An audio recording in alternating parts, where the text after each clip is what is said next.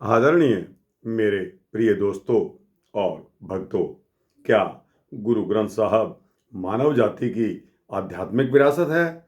आइए इस बात पर प्रकाश डालने के लिए दोस्तों यह वृतांत आपके सम्मुख रख रहा हूँ। दोस्तों, छोटे छोटे पार्ट्स में इस वृतांत को मैं रखूँगा, क्योंकि इस वृतांत का लंबा होने से आपका कीमती समय भी बचता रहेगा और वृतांत भी आपकी समझ में आता रहेगा। तो दोस्तों, बिना समय गंवाए आइए शुरू करते हैं इस वृतांत को। दोस्तों, गुरुपद परंपरा की दृष्टि से गुरु ग्रंथ साहिब भले ही सिखों का धार्मिक गुरु है, परंतु स्वरूप, संदेश और ईश्वर के संबोधन की दृष्टि से वह संपूर्ण मानव जाति की आध्यात्मिक विरासत है। यह एक साझा ग्रंथ है। इस पवित्र ग्रंथ के धर्मनिरपेक्ष स्वरूप की अद्भुत विशेषता है कि इसमें परमात्मा के लिए विशुद्ध सिख संबोधन वाहेगुरु सिर्फ 16 बार आया है। इसके विपरीत हिंदू धर्म द्वारा संबोधित ईश्वर के विभिन्न प्रचलित नाम सैकड़ों से लेकर हजारों की संख्या में आए हैं। उदाहरण के लिए दोस्तों, इसमें हरि नाम सबसे अधिक यानी 8,344 बार आया है।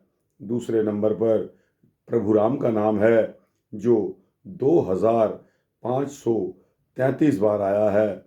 दोस्तों, इसी प्रकार प्रभु शब्द 1,371 बार आया है। गोपाल शब्द 491 बार, ठाकुर शब्द 216 बार, मुरारी शब्द 97 बार और सतनाम शब्द 59 बार इस्तेमाल हुआ है। इसके अलावा गोविंद, माधव, पारब्रह्म, परमेश्वर, निरंकार, निर्गुण, चतुर्भुज, जगदीश, गुसैया, करतार, कर्ता जैसे अन्य हिंदू संबोधनों के अतिरिक्त गरीब नवाज, अल्लाह, करीम, रहीम, रब, खुदा जैसे इस्लामी संबोधन भी अनेक जगह प्रयुक्त किए गए हैं। दोस्तों, हिंदू पुराणों और अन्य ग्रंथों से जुड़ी महान विभूतियों तथा अन्य विशिष्ट पात्रों और प्रसंगों का भी गुरु ग्रंथ साहब में अनेक स्थानों पर उल्लेख आया है। इसमें उल्लिखित कुछ प्रमुख पौराणिक नाम हैं जिनके नाम इसमें आए हैं। उनमें ध्रुव, प्रहलाद, पांचाली यानी कि द्रौपदी, कृष्ण, राम, लक्ष्मण, सीता, बाली, हनुमान, अहिल्या, अजामिल, विदुर, जरासंध, दुर्योधन, रावण, परशुराम, नारद, हिरण्यकश्यपु, गणिका, रक्तबीज, सुदामा इत्यादि के नाम इसमें आते हैं। दोस्तों, वाणीकार गुरुओं या संतों भक्तों ने इन नामों या इनसे संबंधित प्रसंगों को अपनी वाणी में उपयुक्त स्थान पर रूपक अथवा उदाहरणों के रूप में प्रयुक्त किया है। इसके पीछे उनका उद्देश्य सिर्फ एक ही था कि भक्तों की रक्षा और दुष्टों का संहार। पतितों का उद्धार करने वाले परमपिता परमात्मा के सर्वशक्तिमान, सर्वव्यापक, करुणामयी और भक्तवत्सल रूप का सजीव चित्रण दिया है। दोस्तों,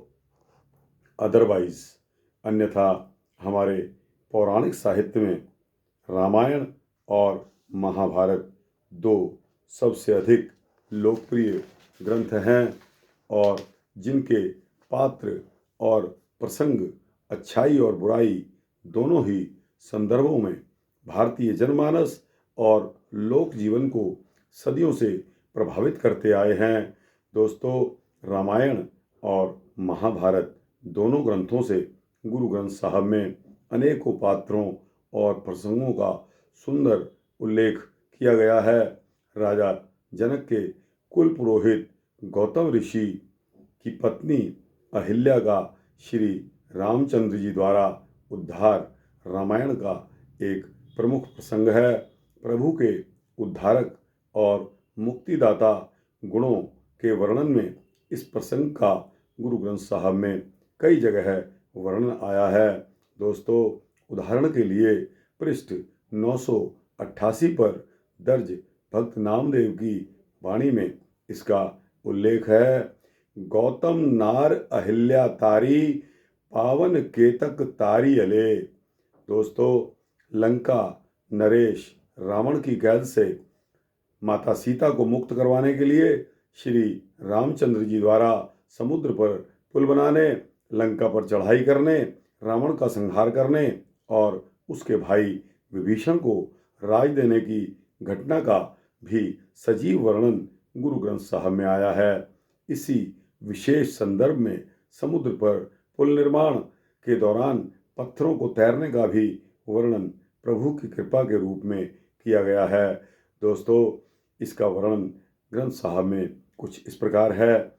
गुरमुख बाध्यो सेतु विधाते, लंका लूटी दैत संतापे, रामचंद मार्यो अहिरावण, भेद बभीखण, गुरमुख परचायण, गुरमुख सायर पाहण तारे, गुरमुख कोट 33 उद्धारे।